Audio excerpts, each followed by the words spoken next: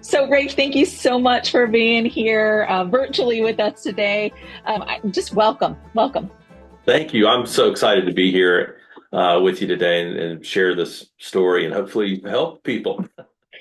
For those who don't know your story, it was almost impossible for you to go to the mailbox, correct? Yeah, there was I my safe spaces had diminished to the point I was pretty much held prisoner in a bedroom over a course of about 9 months from the first panic attack. It just my world just kind of caved in on me, and I couldn't even go to the mailbox. You have overcome this, and not only have you overcome it, but you slayed that dragon. You really did. Y'all, the reason he isn't here with us today is Rafe, I would like for you to give us a rundown of what you have going on here in September. I am speaking at three conferences and doing three podcast recording within the next 3 weeks. So I can't be with you all there today, sadly, because I'm actually speaking at Comtech, our annual event. So I have an hour-long session to give there. So But for someone who couldn't leave his bedroom to now be speaking at three conferences and doing three podcasts in a series of 3 weeks is remarkable. And it took incredible work on your part. But we're here today to talk about not just your story, because it truly is remarkable. And by the way, he wrote a book, and physicians use it all the time now to help their patients because it's that first light, first person experience of how do you overcome this. But we're here to talk about what event planners can do to help support members who are have different needs. And all the panelists today have different quote unquote invisible disabilities. Um, yeah, yeah, and so from the position of someone who has social anxiety, what are some of the tips that you recommend, Ray? sure.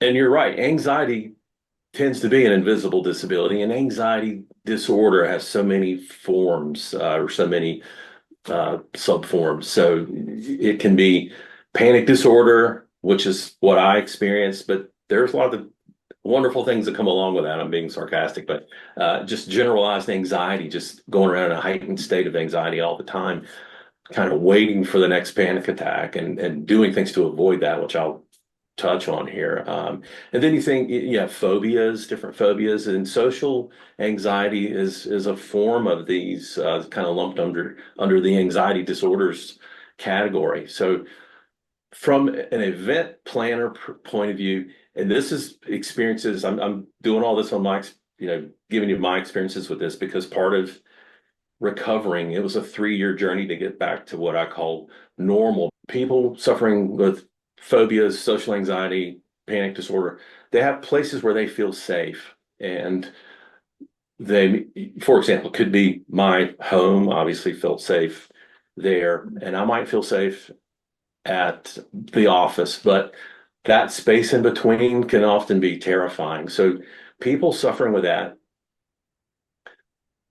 may be already heightened just because they chose to travel and come to your event. So they may be in a heightened state of anxiety already. I use the bucket analogy, like everyone has their own personal capacity for stress, and our buckets are all different sizes for that. So their bucket may be full just from getting there. And one drop in that bucket is what's going to send them over the edge or maybe cause them to fake an illness and go home. Who knows? Mhm. So you want to try to create kind of a safe, comfortable environment for them at your event. And one of the things, thanks to COVID, is that almost everyone offers a virtual option now, and that's great. Mhm. Not only for most people just for the convenience of traveling, things like that, but it also gets these people that might have social anxiety, for example, it gives them the ability to attend your event where they may have Mhm. otherwise just chosen to not come because they can't handle the large crowd and all the things that come with traveling to an event. So I would say offering a virtual option is great for people in that situation. Now, when you get into those virtual meetings, have you ever noticed there are people that never turn their cameras on and you wonder why don't they have their camera on? they may give you an excuse like, oh, I didn't do my makeup today, or I didn't shave, or whatever. I don't think I look presentable. That could be legit. It could also be anxiety related. Mhm. People that are dealing with social anxiety, for example, they want to be invisible. If they could be invisible, that would be ideal. If Right. they could attend virtually and you not even see them in the list, that would be ideal. Other than being invisible, they want to be as small as possible, draw the least amount of attention to themselves. And one way to do that would be to turn their camera off. So take the ideas I just talked about with why virtual option is so great for these people suffering. And at your live event, ever notice how a lot of people like to sit in the back of the room?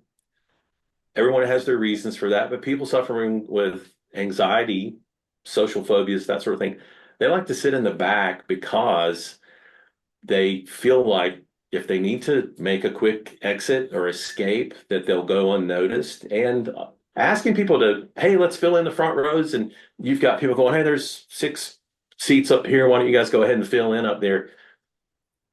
That's one of the reasons they may not even come to the event. I think remember being people that want to stay small or invisible, go unnoticed. That's what you need to keep in mind. Put some chairs along the back wall, Mhm. but space them out so that Yeah. people don't have to talk to someone beside them or feel like they're right up against someone. So Yeah. space them out a few feet so that if someone needs to go back there just to calm themselves and feel Right. comfortable, that they can take those seats on the back wall. But outside of being in the room for sessions and things like that, but all the other things that happen at a conference, like receptions, for example, same kind of ideas. People want to be small, and a lot of people, even people that don't really suffer with a known phobia or anxiety, it's hard to walk into a room full of strangers and just start Yes. socializing just for everyone.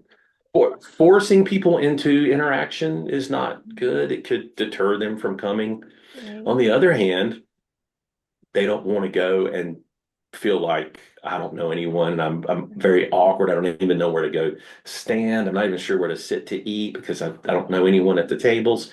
So I'd say if you have some social butterflies that you can put to work that can recognize, hey, this person's not, they're kind of by themselves, go over, introduce yourself to them and learn a little bit about them, and then maybe try to make a connection with them to someone else in the room that you know. Like, Oh, hey, you know what? This would be a great contact for you. Let me introduce you. And you come over and introduce them, and you stay there for a moment until it looks like love that. kind of connect, and then check on them in a little while. And if Yeah. they see them standing alone again or looking Right. like, fish Right. out of water, maybe go back and go, hey, how did that conversation go? Let me introduce you to someone else. Just try to get Love them. that. I guess the takeaway there is don't force interaction, but also offer it as an option and Right. help people by having a social butterfly, I call it. I love the idea of tagging some people who are leaders within your association